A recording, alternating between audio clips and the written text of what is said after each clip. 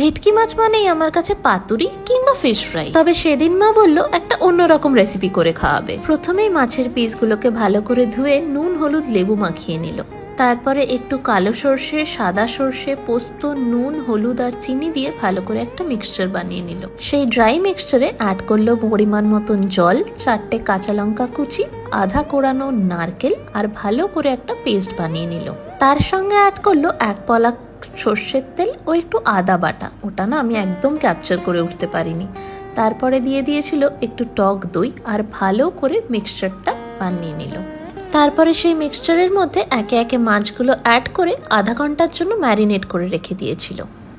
তারপরে একটু গন্ধরাজ লেবুর পাতা আর কয়েকটা কাঁচা লঙ্কা দিয়ে মাইক্রোওয়েভে ঢুকিয়ে দিল ফর 10 মিনিটস। 10 মিনিট পরে একেবারে রেডি আমাদের গন্ধরাজ ভেটকি। খেতে কিন্তু দুর্দান্ত হয়েছিল, তোমরাও ট্রাই করে দেখো।